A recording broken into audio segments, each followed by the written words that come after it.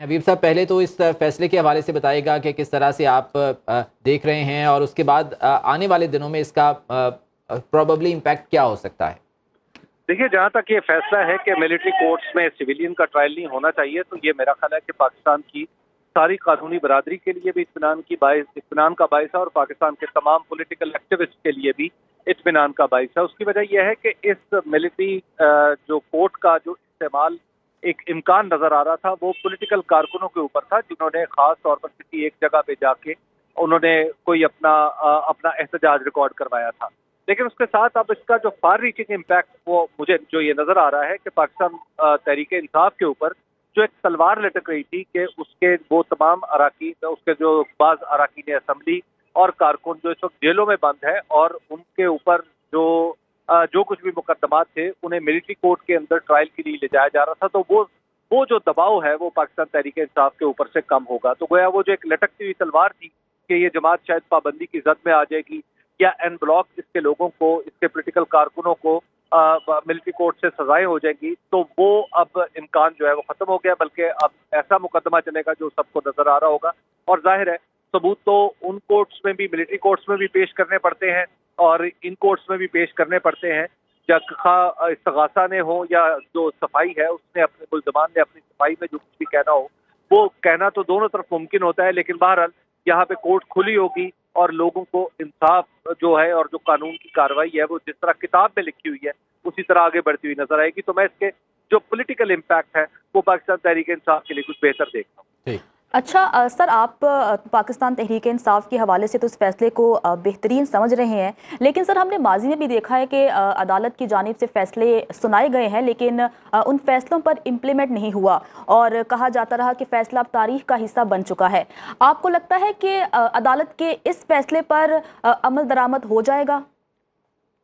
आपका सवाल बहुत ही पर्टिनेंट है। उसकी वजह यह है कि माजी में हमने सुप्रीम कोर्ट के अहम तरीन फैसले देखे जिनके ऊपर अमल दरामद नहीं हुआ, यानी इलेक्शन के फैसले। उसके बाद सुप्रीम कोर्ट को ये कहा गया कि मिलिट्री कोर्ट्स के अंदर ट्रायल नहीं होगा, लेकिन फिर ये खबर आई कि मिलिट्री कोर्ट्स के अंदर ट्रायल हो रहा है, और सुप्रीम कोर्ट से पूछे बगैर ये मामला आगे बढ़ रहा था। तो देखिए, ये बात तो अब जाहिर है पाकिस्तान में एक दफा हम देख चुके हैं कि जब इलेक्शन का फैसला, उसका मजाक उड़ाया जा चुका है, और उसका मजाक उड़ाने में पाकिस्तान जो पीडीएम थी उसकी जो हुकूमत थी, और पाकिस्तान मुस्लिम लीग नून के वजीर आजम थे शहबाज शरीफ साहब, उनकी अंडर वॉच ये सारा कुछ हुआ है कि सुप्रीम कोर्ट के फैसले मजाक बन गए, बल्कि रद्दी की टोकरी में फेंक दिए गए, और इस तरह फेंके गए कि जिस पे तौहीन अदालत ही नहीं, तौहीन दस्तूर की जो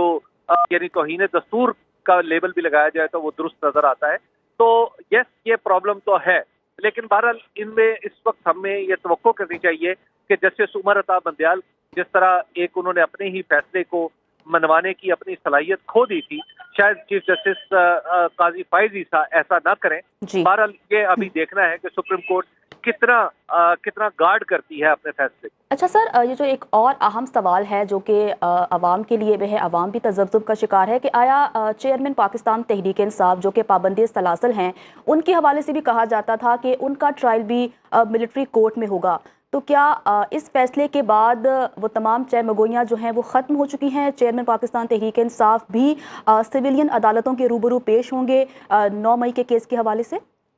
आज के फैसले के बाद तो ये आउट ऑफ क्वेश्चन है कि पाकिस्तान तहरीक इंसाफ के चेयरमैन के बारे में ये कहा जाए या ये इम्कान जाहिर किया जाए कि जनाब वो मिलिट्री कोर्ट्स में जाएंगे, उनके केसेस जाएंगे या मिलिट्री कोर्ट में उनके ऊपर कोई मुकदमा चलेगा। लिहाजा अब मिलिट्री कोर्ट्स में तो मैं उनके लिए मुश्किल नहीं देख रहा, या मिलिट्री कोर्ट्स के हवाले से तो मुझे उनमें कोई ज्यादा प्रॉब्लम पाकिस्तान तहरीक इंसाफ या उसके चेयरमैन के लिए नजर नहीं आ रही। लेकिन बहरहाल जो उनके अदालती मामलात हैं जो डेफिनेटली काफी कॉम्प्लेक्स भी हैं और काफी सादा भी हैं। कॉम्प्लेक्स इस तरह से हैं कि अदालतें उन पे तारीखें दिए जा रही हैं, और सादा इस तरह से है कि उनके ऊपर कोई ऐसा मुकदमा नहीं है जिसपे किसी भी खुली अदालत में उनको सजा दी जा सके। जो साइफर का मुकदमा है वो ऐसा मुकदमा है कि जिसमें वो बजाते खुद यानी वजीर आजम थे, और उनके ऑफिस की प्रोटेक्शन के लिए जो कानून बनाया गया था वही उनके ऊपर लगा दिया गया है। तो ये बिल्कुल कानूनी तौर पे तो घोड़े को गाड़ी के यानी पीछे बांधने वाली सूरत हाल दरपेश है। लेकिन अदालत आप इस पे देखेंगे कि अब टाइम मुसलसल लगाए चले जा रही है। बाकी भी कोई ऐसा केस उनके ऊपर नहीं है जिसपे नजर आ रहा हो कि उनके खिलाफ कोई इतने मजबूत शवाहिद मौजूद हैं کہ عدالت انہیں